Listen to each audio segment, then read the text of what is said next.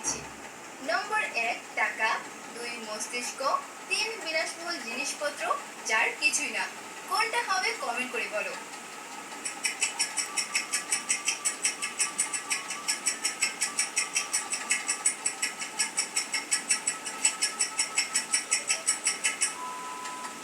সঠিক উত্তর option number 4।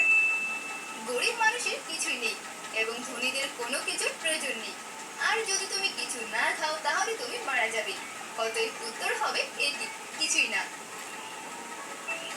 চলো এবার যাওয়া যাক দ্বিতীয় প্রশ্নে।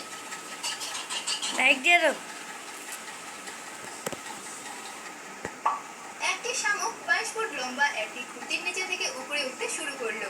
প্রতিদিন সকালে শামুকটি 10 ফুট উপরে ওঠে, কিন্তু রাতে আবার পিছলে 6 ফুট নিচে নেমে যায়। তাহলে এখন বলো তো, শামুকটি কতদিনে 22 ফুট খুঁটির একদম উপরে পৌঁছাবে?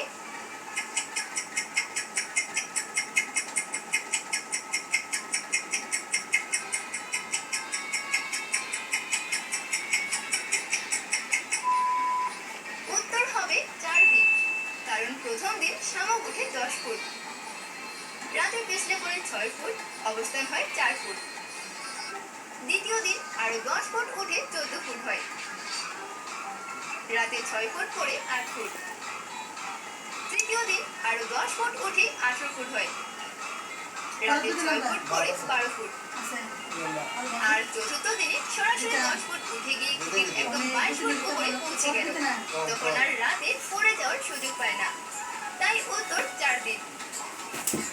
ভিডিওটা দেখার পর ভালো লাগলে একটা লাইক দিতে ভুলে যেও না। এবার এই দুটি ছবিকে দেখে বলো এখানে আরো কি দেশের নাম কি হতে পারে।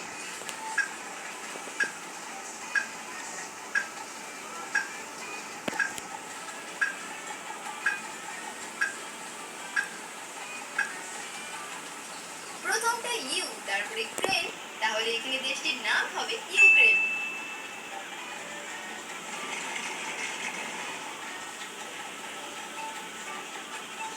একজন কৃষকের খামারে কিছু মুরগি আর কিছু ছাগল আছে। সব মিলিয়ে পশুদের 19টি মাথা আছে এবং সব মিলিয়ে আছে 60টি পা। এখন তোমরা কি বলতে পারবে কৃষকের মোট কয়টি মুরগি আর কয়টি ছাগল আছে?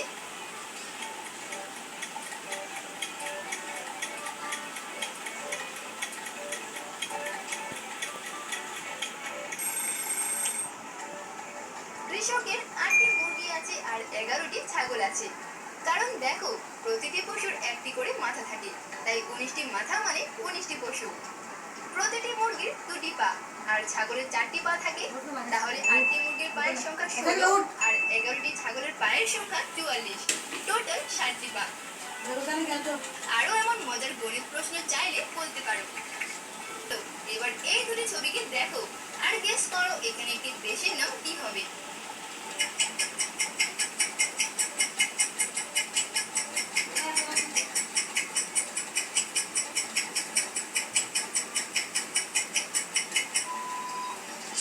প্রথমটা কিউ প্লাস তারপরে বা, তাহলে এখানে উত্তর হবে কিউবা।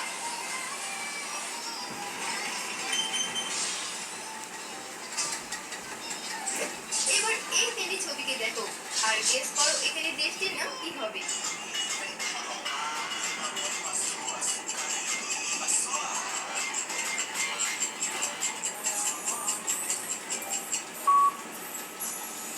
প্রথমে রয়েছে কান, তারপরে আর আইটার গয় আকার, তাহলে এখানে দেশটির নাম হবে কানাডা।